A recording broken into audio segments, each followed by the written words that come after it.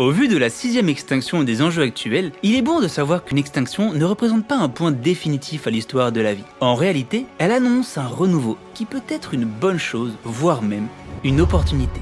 Cette nouvelle ère dans laquelle nous sommes aujourd'hui se nomme Anthropocène et nous en sommes les inaugurateurs. Les principaux changements au niveau du climat ont déjà fait disparaître différentes espèces et feront d'autres victimes.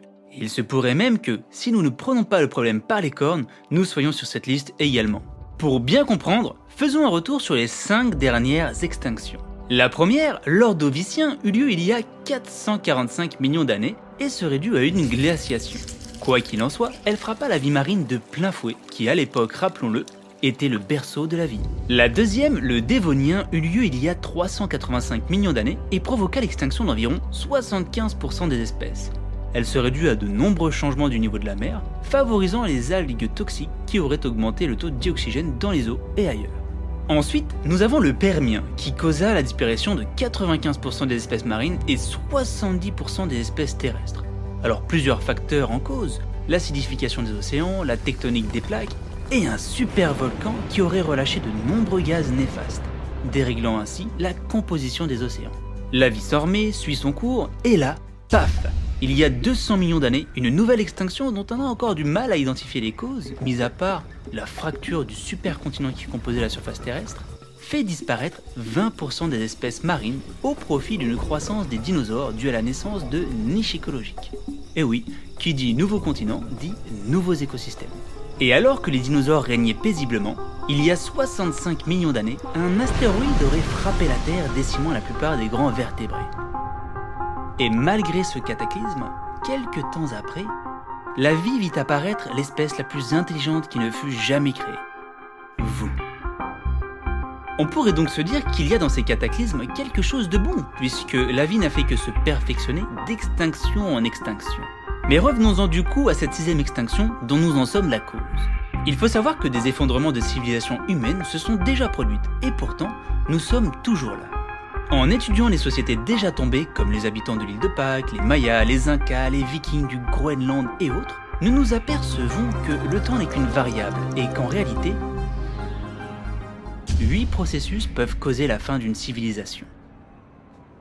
La déforestation et la restructuration de l'habitat, les problèmes liés au sol, la gestion de l'eau, la chasse excessive, la pêche excessive, l'introduction de nouvelles espèces sur des territoires autochtones, la croissance démographique et l'augmentation de l'impact humain.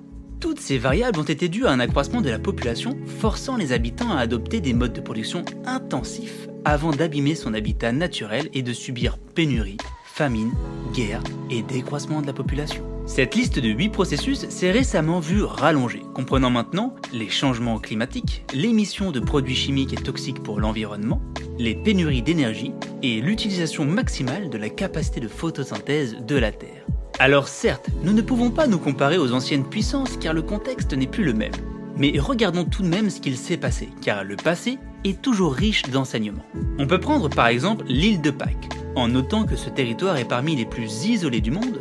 Alors, quand bien même ils eurent conscience de leurs problèmes, il aurait été difficile de demander de l'aide extérieure. Si nous prenons un territoire plus large, celui des peuples du sud-ouest américain, les Anasasis, ce peuple eut également une expansion démographique à maîtriser. Ils eurent comme problème l'impact sur leur environnement, et c'est la dépendance envers d'autres peuples qui causa leur perte.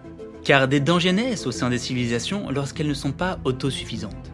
C'est ce qui s'est passé pour les Anasasis qui ont subi le poids de leur démographie et de leur pouvoir politique lorsqu'ils dépendirent des ressources de peuples qui rencontraient eux-mêmes des changements environnementaux à leur échelle. Les Mayas ont connu des faits similaires en focalisant sur des intérêts à court terme, se concentrant sur leur enrichissement, les guerres à mener, les rivalités pour la nourriture ou encore la création de monuments pour les dieux et leur élite. À notre époque, les risques peuvent sembler plus minces grâce à notre technologie, la mondialisation, la médecine moderne et nos nouvelles connaissances. Mais pourtant, tous ces aspects qui semblent être à notre avantage peuvent en réalité aggraver la situation.